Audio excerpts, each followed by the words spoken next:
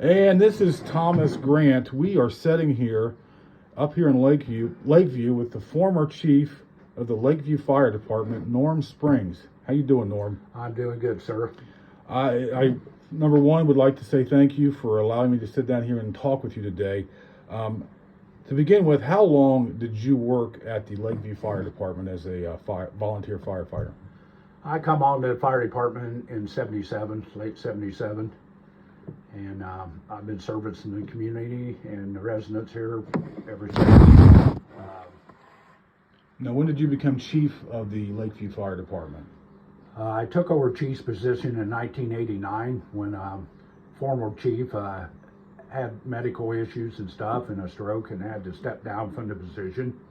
And I took over chief at that time and been there since. So since 1989, so that's quite a long time.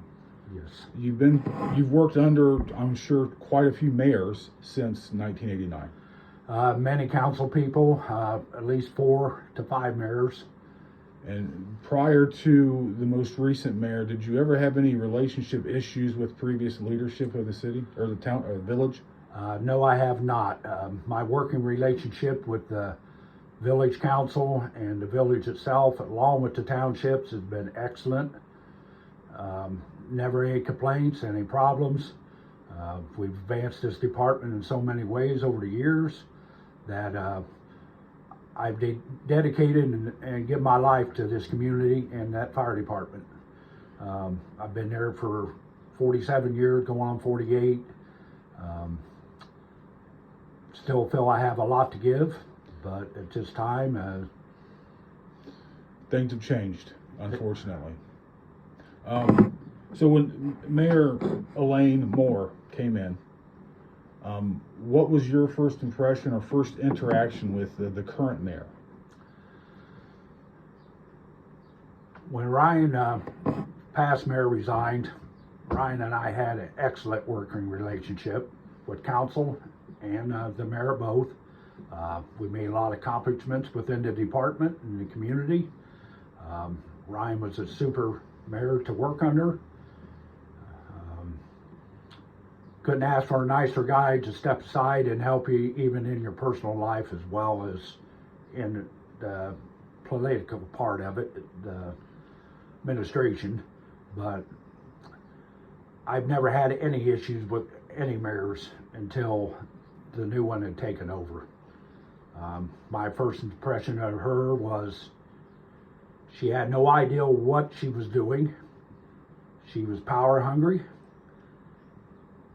and she was out to destroy this place. And you know, when you say power hungry, you know, would you consider her leadership style to be micromanaging, you know, of a degree you've never seen before? Exactly.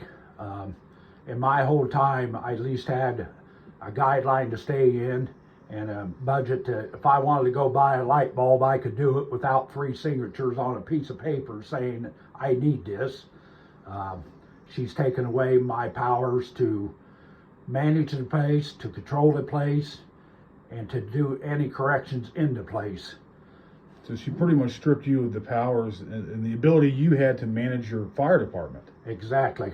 And she, I guess, wanted to take these responsibilities on herself. That's what I'm seeing. Right. And that's like you said earlier, that's never been the power structure before. It's never been. You were the one in charge of the fire department. End of the story. And you answered to the village, but there was a good relationship. You guys worked together, and there was never any kind of issue with a power struggle or micromanaging that you ever had to deal with in the 50 years that you've been down here and being chief since 1989. Never. So let's go forward to, you know, March 14th, obviously the tornado, devastating tornado.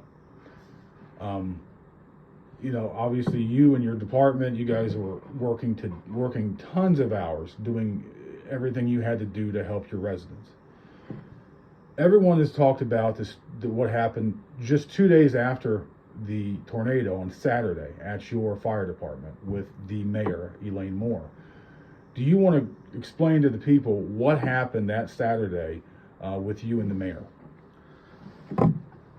What occurred on all this was After the tornado had hit, we was setting up aid locations to get help to people, having supplies and things come in. Our downtown was destroyed. You couldn't even drive through the thing. We was doing well with getting supplies and stuff out to people because the fire department was on the edge of it, did not get hit. We had access ways to get in and out. At the time when some of my personnel was downtown trying to work, she started making her demands, and she wanted all that stuff brought downtown and put to them that we was not to be doing any of this. I told my people at that time is, you tell her we are not moving none of this stuff, that she's not going to be coming up here and tell me how to do my job.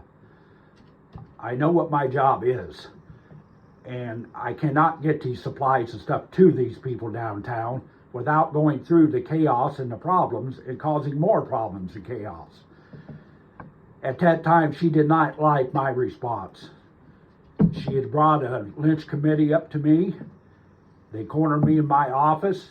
She made threats and demands. And it ended up that we had to have the law come in to break this up because she trapped me in my office. She would not let me out of that office. Things was getting to a hostile environment in there. The deputy stood outside, one of them, and listened to it and called for backup. They come in and they put a stop to the crap and sent her on her way. She doesn't understand the authority I have. She may be mayor, but in a disaster situation, I have a lot of authority to overstep her, what has to be done. So she probably, she didn't like that. She did not like that. And just to clarify for people, the supplies that were donated from the public for tornado relief was being staged at your department because people could get access to your department because the tornado did not hit your street, so they could drive down there and get what they needed, right? That's correct. And she wanted to move the disaster relief products to the downtown area that took a direct hit. So no one could get, it would be extremely difficult for people who needed these supplies to even get there. There was supplies being hauled in on carts and different things to the downtown area. It was not like they had nothing down there to help people with. But our resources was cut off from the outside world. We got hit the hardest with all of this, and we got locked out of the protection and the resources we needed. It was all sent to Russell Point. I heard a story, and you don't have to answer this if you don't feel comfortable. I just remembered this. I was told that there was like a collection of generators that was to be shared between Lakeview and Russell's Point in a case of a disaster. And I was told that Lakeview didn't get any of those. We got nothing. Our resources come in from local fire departments. Fort Laramie brought stuff up. Personal residents brought stuff in that was in the township that had extra generators or something, and they could afford to loan one out to try to help these people. We got nothing from Russell Point. That's part. And we was hit the hardest. Yeah, I mean, if you look at it, you guys took the direct. And the sad thing was, and the chief of that department had to go through our area before he got back to his. He knew how bad we was hit, yet left us out in the cold and took all of our resources. Wow. Now, from that point forward, that was the Saturday after the tornado, so February 5th to 16th, I'm guessing, or March 16th. What happened after that led up to a few, last week where you finally, unfortunately, you were retired? I had two existing officers that are not qualified to be doing the job. They, on my administrative leave, took sides with the mayor. They went behind the back and threw me under the bus with this situation. Did not stand behind me whatsoever. We had a blow up in the meeting about this stuff. These officers expressed their feelings and told If they didn't like this, they could just turn their stuff in and leave when they had no authority to make these decisions. To this day, when this administration leaves, personnel-wise, they're leaving on the basis of they cannot work and service under the management that's in place at the present time. These people, they cannot trust, and in our line of field, trust is the main factor. I need to know you got my back if I'm going in a fire. So that's the reason that the people are resigning after you have stepped down, is because they don't trust the new leadership that's going to be in place since you're no longer there. That's correct. And what you're saying is that there's a few people on your department that prior to you stepping down, they seem to have been working behind the scenes with the mayor to try to take you out. Exactly. Now, we were told that there was a few times here in the last, 6 months or a year where you were investigated for reports of a hostile work environment. Is that correct? That's correct. Do you know whatever happened with those investigations? We've never got an answer or a decision made on any of this. The investigation went on for 2 weeks, which they had 15 days to get this accomplished in and put me back into the position. They run out of time. At that time, they reappointed me back in as chief. I was put on paid administrative leave when I was off, but I had to have no contact with personnel, anything to do with the fire department, or I was basically consolidated to my home when a lot of these people at that fire department was my friends. But I could not talk to these people. They took my rights away. Yeah. And yet to this day, we've asked for results and what the findings was for these complaints and accusations made to me, and they would never give us a reason. So you've never gotten, you were suspended with pay and then brought back 2 weeks later, but they never told you the results of that 2-week investigation. They never have. You were investigated, I guess you would call it that, under the previous mayor from complaints of former employees of the department, right? Right. And that was looked into by the previous administration. And what was found out then? Do you know what they said after that? Did they find you not guilty of a hostile work environment? They never said. They never said either? Okay. So all that was kept kind of confidential. Yep. So you've never known, either you're getting suspended and looked into, but you've never been told the results of that. No. Obviously, if they bring you back, you would think the results would be that you were found, not culpable or not responsible, or, however you want to say. Well, I would look at it to be that. But, when you're going to crucify somebody and take them across the coals, you should be responsible to give an answer of your findings and results. And they've never give us nothing. None of the personnel that they questioned, none of the people ever come to me and told me afterwards, we did our investigation. We didn't find anything. We're sorry that we put you through all this, but I've never got nothing out of these people. That's got to be frustrating. It is. To my personnel as well to me. I feel that they owe these people an explanation as well as they owe me an explanation. Absolutely. Absolutely. So do you feel after you came back, do you roughly know when that date was when you came back after your most recent administrative leave? I have the stuff on file, but I can't give you the exact date. Prior now. to the tornado. Right. Okay. And then after the tornado, you had the big blow up that Saturday. And then the meeting was a week ago Sunday is when that meeting was. Yeah. And that's when everything kind of blew up. I don't remember if you went through that a little bit, but you said that two of the people who were working on your department that you think are aligned with the mayor had a blow up at the meeting, and they told another department firefighter that he was to be, he can leave the department. And you, at this point, did you jump in and say, no, that's not how this works? Exactly. One of the firemen got fed up with what they're doing.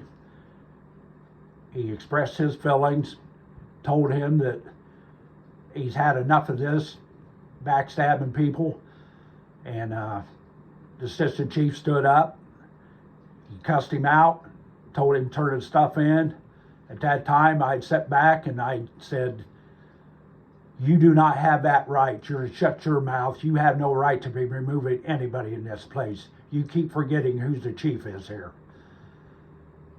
That time, the meeting broke up, and our meeting flared up in my office with the two officers. Okay, so and that's what precipitated you saying pretty much, you know what, I'm done. Exactly. And to be clear, if, let's say there's a new mayor elected, and it's a new administration that you know these people or whatever, there's new leadership, would you consider going back? Yes, I would. And you know, I address to my people that remember why you joined this department. It was to help your community. I don't want anybody ever leaving here because of me. You do what's in your heart and what you want to give. But you also got to make that decision. Can you work under these conditions? Can you work under that administration if they're left there? These people turn their resignation in, or going to, because they cannot work under that administration. They want those people out of there. And their comment was, if a new administration gets put into place, mayor or whatever,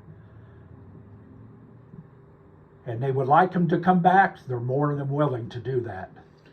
These people are going to continue to try to service residents in this area in a different aspect, even if they have to join another department to do that, because they're not going to throw away their skills, their talents, and their meaning of caring for each other around this community. We all work together, but one department. And this revenue, or this problems went on clear back in the 50s. Really? With Russell Point and Lakeview. They are not my priority department. I work with them when I have to, and I stay out of their business when I don't have to, you know. Right. I feel we should work together because we're closer down, but I can't work under his administration and demands. He's not going to tell me how I'm going to run my department. You run Washington Township and then in joint, I'll take care of Lakeview and Stokes. Right. So that separation in your mind is needed. Exactly. Each township has different needs, I'm sure. Every chief has a way that they'd like to run their community or their departments. Right. I don't go in and dictate to others how they're going to do their job. I do not have that right. I respect how you do your job, or you wouldn't be there. Right. And that's why I have a working relationship with every department in this county but one. And that one. And it's always a feud with these people. They come out, they bitch and complain about being there. Why'd you call us? You don't need us. Well, how do you know I don't need you until you get there? Right. I don't know if I need you till I get there, but I'm short-handed that day. I'm not going to let a place burn down because I didn't make a judgment call ahead of time to get help coming. Right. Most departments and stuff with their auto aids and different things set up today, you're going to get 6 departments instead of 1, because that's the way their system is set up. And I mean, do you from your experience, do you think it's better to dispatch as many as you think you need, so if you get to the scene and you realize it's bigger than you think, you already have the personnel and equipment on scene to handle it? Exactly. You know, we'd set up a pre-planned deal within the county, who we want to come in what area first, what kind of alarms, if it's pays a structure fire, or depending on the nature of the call. Right. And all we have to do is say activate our first auto aid, or if it's pages structure, they know to send Huntsville and Lakeview to the islands right now. You're getting 2 departments right away. It may take 2 to make 1. Right. I mean, because we're all volunteer in this county, but the city. So, and I want to clarify, and I don't need numbers, but your position as fire chief, you weren't like a salary. It wasn't a salaried full-time position. It was. I got paid to be chief one set amount a year. Yeah. To do the functions of everything I got to do. Right, and it probably equaled pennies on the dollar per hour. I'm not asking. I know, but I don't want people. I want people to understand you weren't making $50,000 or $60,000 a year as the fire chief. Not at all. Now, before we close up, Mr. Springs, I would like to let you respond to some stuff that's kind of floating around out there right now. That is, you and the former mayor were possibly misappropriating funds, and he scratches your back, you scratch his, type of a deal. That's kind of the rumors that are floating around out there. Do you want to address those rumors? Well, it sounds to me like people just have too much time on their hands and they're failing with all their other resources destroyed. So now they're going after this. There's never been misuse of funds in this village or fire department with this mayor or any mayors in the past.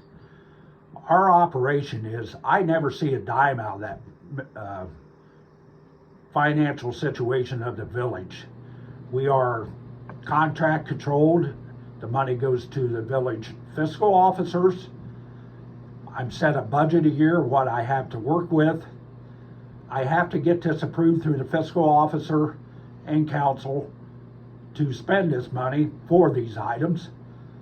At no time do I see any cash exchange unless it was a personal item that I picked up on my own time traveling that we needed for the department. I brought a receipt in, I explained it to the clerk, she documented what it was, and she reversed my money, what I paid out of my pocket to get this. So to clarify, you had no access to any funding? I have never had access to any funding in that village. Everything has to be approved by council, it has to be brought in front of, or approved by the fiscal officer and stuff that I have money there to do this with. It's brought in front of council. It has to have 2 signatures on the check. Council president has to sign these checks along with the fiscal officer or the village administrator has the right also to sign these checks. At no time have we ever had access to any financial money that belongs to that village or the community. Okay, well, I appreciate the answer to that. And that's pretty white and black. I mean, it's hard to take something that you don't have access to. So it's I think concerning that people are out there trying to ruin your reputation by slinging these kinds of stories behind your back. And let's hope that people that are hearing these stories are able to, do some digging and realize that you didn't have access to money. The former mayor, from how I understand, he didn't have access to money either. Everything had checks and balances in the system up there, and you guys couldn't do it. And you guys were audited. The village was audited, I was told, every 2 years. Exactly, and the auditors never found nothing in there that showed misuse of funds or money missing or anything. Yeah, it's just they've had good audits with everything they did in that town, and they made recommendations. The auditors did how you could improve things better. They followed suit with this. They did that, and the money's always been controlled in the way that it's supposed to be. And past mayor myself has never seen a dime out of the place or access to any of that money. It's all been run through the fiscal officer, the village council to pay the bills, and that's it. Yeah, you guys can't steal something you don't have access to. Exactly. But Chief, I sincerely appreciate you sitting down with us and getting your side of the story out there. Well, Thomas, I appreciate you taking time to sit down with me.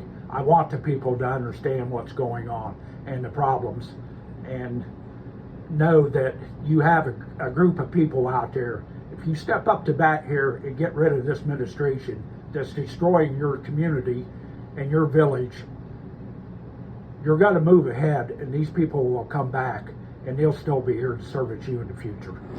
Well, I can say as a resident of the area, not necessarily here directly, but I can say that it would be refreshing and wonderful if changes can be made to where you and your fellow firefighters would come back and serve your community, because I know that you guys want to continue serving your community. You love this community.